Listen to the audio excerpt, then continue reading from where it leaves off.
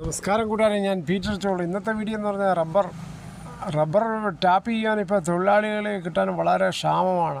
Rubber വില വർദ്ധിക്കുന്ന സാഹചര്യത്തിൽ തോട്ടങ്ങളിൽ ഇറങ്ങാൻ ആളില്ലാത്തത് കർഷകർക്ക് വലിയ ഒരു പ്രതിസന്ധി തന്നെയാണ്. നമ്മുടെ RP സെൻ്ററുകൾ വഴി യുവാക്കളെ കൂടുതൽ പ്രോത്സാഹനം കൊടുത്ത് നല്ല രീതിയിൽ അവർക്ക് ട്രെയിനിങ് കൊടുത്ത് വീണ്ടും നല്ല രീതിയിൽ ടാപ്പിംഗ് പഠിപ്പിച്ച് ഈ മേഖലയിലേക്ക് പറഞ്ഞു വിടേണ്ടതാണ്. അവർക്ക് അത്യാവശ്യം ആനുകൂല്യങ്ങളും മറ്റും ക്ഷേമനിധികളും മറ്റും കൂടുതൽ കൊടുക്കുകയും വേണം. എന്നെങ്കിൽ മാത്രമേ ഈ റബ്ബർ കർഷകരെ വളരെയേറെ ഇത് പ്രോത്സാഹിപ്പിക്കാൻ പറ്റത്തുള്ളൂ. അല്ലെങ്കിൽ കൃഷി എന്നത്തേക്ക് നിലച്ചു പോവുകയും ചെയ്യും. ഉടനെ കേരളത്തിൽ സന്ദർശിക്കുന്ന കേന്ദ്ര വാണിജ്യ മന്ത്രി പീയൂഷ് ഗോയലിനോട് ഈ കാര്യങ്ങളൊക്കെ പറഞ്ഞ് ബോധ്യപ്പെടുത്തി നല്ല രീതിയിൽ പ്രോത്സാഹനം കൊടുക്കേണ്ടി വരും ഇവർക്കൊക്കെ. ജൂലൈ ആദ്യ പകുതിയിൽ നല്ല കാഴ്ചവെച്ച ഏഷ്യൻ റബ്ബർ മാർക്കറ്റുകൾ നിലവിൽ അല്പം പരുങ്ങിലാണ്. ചൈനീസ് വ്യാവസായിക മേഖലയിൽ നിന്നും റബ്ബറിന് ആവശ്യപ്പെടുന്നതിന് ചുരുങ്ങിയതും റെഡി വിപണിയെ മാത്രമല്ല അവധി വ്യാപാര രംഗത്തെയും സമ്മർദ്ദം ഉളവാക്കി. വാരമധ്യം കിലോ 436 yen വരെ ഉയർന്ന ജപ്പാനിൽ ഇന്ന് നിരക്ക് 418 ഇടിഞ്ഞെങ്കിലും അടുത്ത വാരം 410 മുതൽ 400 സപ്പോർട്ട് നിലനിർത്താൻ റബ്ബർ ശ്രമം നടത്താം.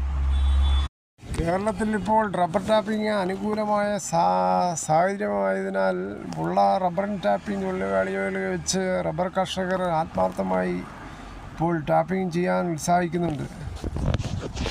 കോട്ടയത്ത് 4ാം ഗ്രേഡ് റബ്ബറിന് RSS-4 282, RSS-5 278 ഉയർന്നത്. ഇപ്പോൾ ഓടുന്ന സഹ്യാദ്രി റബ്ബേഴ്സ് പ്രൈവറ്റ് ലിമിറ്റഡ് പുനലൂരിൻ്റെ വില ഓടുമ്പോൾ ഗ്രേഡ് 4 RSS 275, RSS-5 270. കഴിഞ്ഞ തിങ്കളാഴ്ച ഈ വിലയായിരുന്നു. ഇടയ്ക്കൊന്ന് കൂടി 77 വന്നിരുന്നു. എന്നാൽ വീണ്ടും കുറഞ്ഞ് 275 ഇപ്പോൾ RSS-4 ഓടുന്നത്. Sahyadri rubbers private limited പുനലൂരിൻ്റെ.